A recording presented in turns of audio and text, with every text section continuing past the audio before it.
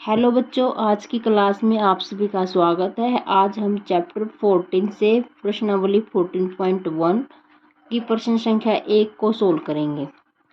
हमारे पास बच्चों इस चैप्टर में 3 मेथड लगते हैं।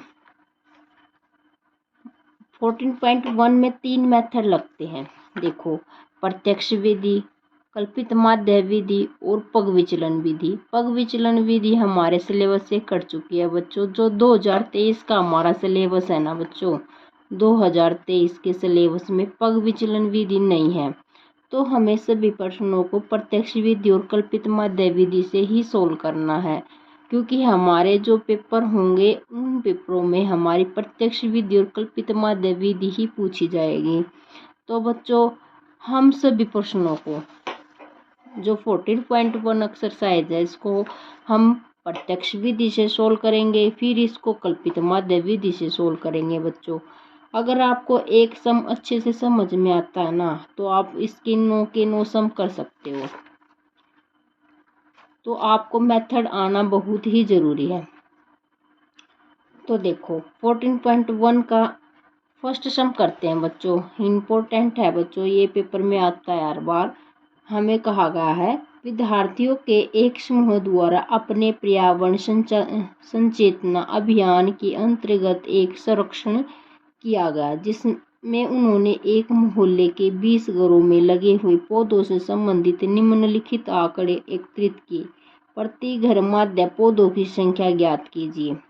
ये हमारी पौधों की संख्या है बच्चों, और ये घरों की संख्या है।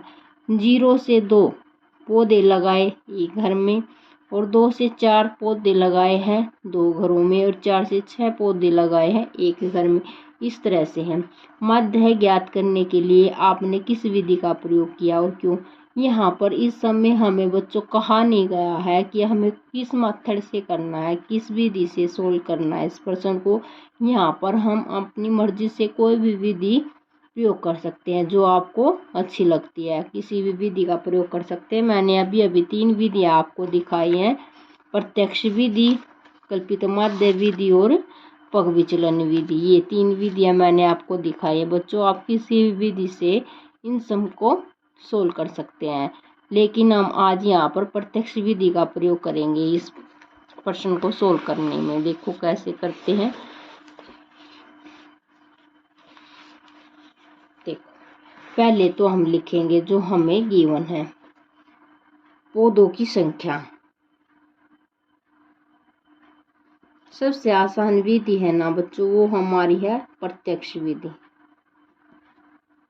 पौधों की संख्या लिखेंगे, फिर घरों की संख्या लिखेंगे।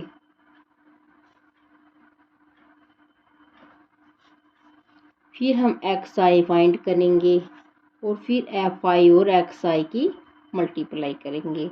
ये है हमारा मेथड। देखो, अब पौधों की संख्या हमें गिवन है, ये आप यहाँ देख सकते हो। 0 से 2 पौधे हैं एक घर में लगाए, 2 से 4 पौधे लगाए 2 घरों में, और 4 से 6 पौधे एक घर में, 6 से 8 पौधे लगाए हैं बच्चों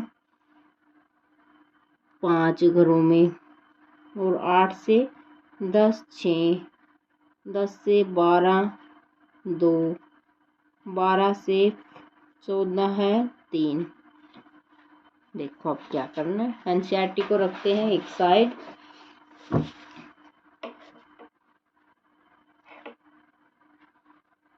देखो, xi होता है बच्चों हमारा, इनके जो बीच की संख्या आएगी उसको हम si बोल लेंगे। देखो, 0 और 2 के बीच की संख्या हमारी है 1, 2 से 4 के बीच की संख्या हमारी 3 बच्चों, 4 से 6 की संख्या 5, 6 से 8 की संख्या बीच की है हमारी 7, और 8 से 10 की हमारी संख्या है बच्चों 9, 10 से 12 की है 11, और 12 से 14 की है 13। ये संख्याएं हमारी आ गई बच्चों। देखो, बिल्कुल इनको सामने लिखना आपने, बिल्कुल देखो एक दूसरे के सामने, ऐसे सामने लिखना। अब क्या करना, इन दोनों की मल्टीप्लाई, 1 की 1 के साथ मल्टीप्लाई करोगे तो 1 आएगा हमारा, 2 की 3 के साथ 6, 1 की 5 के साथ 5, 5 की 7 के साथ 35।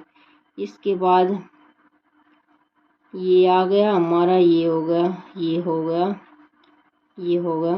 इसके बाद ये 6 निमा 54, इसके बाद 11 दूनी 22, फिर इसकी 13 तिया 39।